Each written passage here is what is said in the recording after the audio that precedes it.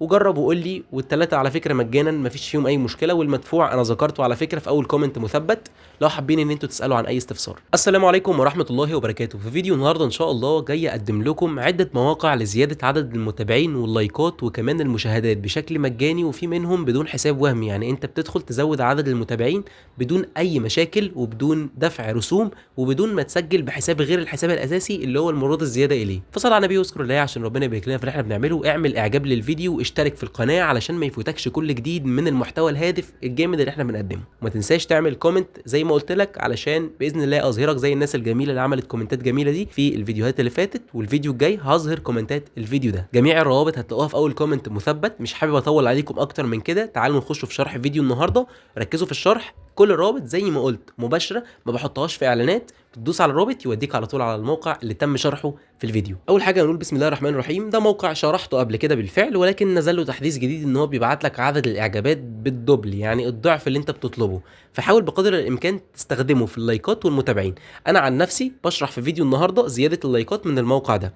فهبدا ان انا بالشكل ده ادخل على الموقع، وهيجيب لي هنا باشا ان انا المفروض عندي فري تيريال. بحط هنا اسم المستخدم بالشكل ده، وانا لست برنامج روبوت بعلم عليها وبعلم على الكام حاجه دول.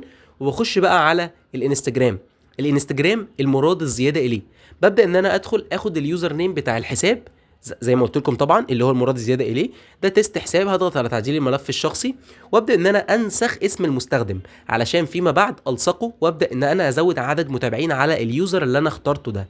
وبالشكل اللي حضراتكم شايفين اي جي يوزر نيم، ببدا ان انا الصق اليوزر نيم. الايميل في الخانه دي ببدا ان انا اكتب الايميل اللي انا المفروض هستقبل عليه العروض بتاعتهم. الفري تيريال دي شباب معموله علشان انتوا بعد كده لما هتحبوا تشتروا بفلوس، ده يعني على سبيل المثال وعلى حسب تفكيرهم، يعني انك انت هيجي لك رساله وهتروح تشتري منهم يعني بالدولار، الاسعار الفظيعه دي. ما علينا. قال لك هنا ان انت عايز تسلكت بوست او تختار المنشور المناسب لزياده عدد اللايكات. انا على سبيل المثال اخترت المنشور ده. قال لي هنا بليز ويت سكند. طبعا السكند خلصت. قال لك هنا ايه؟ ان انت يا باشا تم الكونفيرم بتاعك، لازم بس انك تاكد الجيميل. فانا عشان الموبايل التاني معايا فاكدته، جاب لي هنا ان انت تمام والطلب بتاعك اتاكد و100 100. ده اول موقع. تاني موقع معانا بقى طبعا نخش على المنشور. هتلاقي المنشور زاد معاك تمام. تخش تحدث الصفحه، هتلاقي برضو الصفحه اتحدثت معاك والدنيا تمام.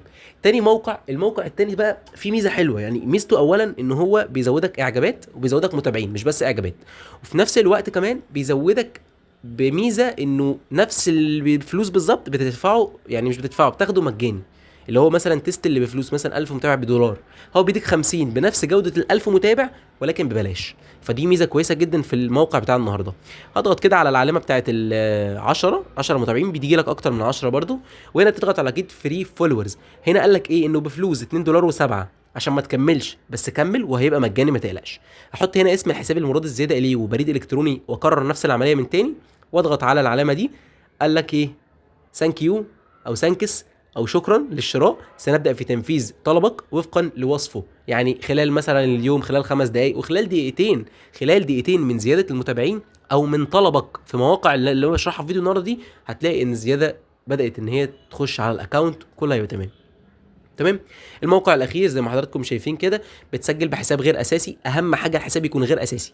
هتقول يا بيدو طب ما انت في البدايه قلت لنا ان المواقع بدون حساب وهمي. هقول لك الموقع ده بالذات لما تيجي تزود من الموقع ده هتلاقي عدد المتابعين بالشكل ده ظهرت لك. انت بتدخل على الموقع، هوريك دلوقتي حالا الشرح التفصيلي، بس انا بوريك الموقع لما بعت عدد المتابعين عامل ازاي، شكل الحسابات نفسه. انت فاهم قصدي؟ بس فهنخش بقى على الموقع مرة تانية. هنبدأ ان احنا بعد ما سجلنا نختار من فوق على اليمين او شمال او في النص ايا كان المكان اللي عندك. هتبدأ انت تختاره، هتحط اسم المستخدم بتاعك.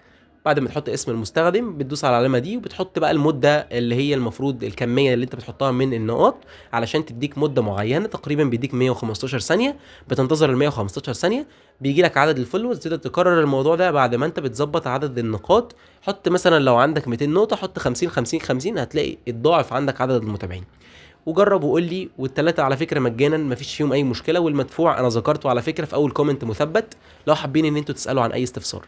ده كان فيديو النهارده. شكرا جدا على المشاهده. في اي حاجه كلموني على الانستجرام، هتلاقوه في كومنت او ممكن كمان تلاقوه في وصف الفيديو.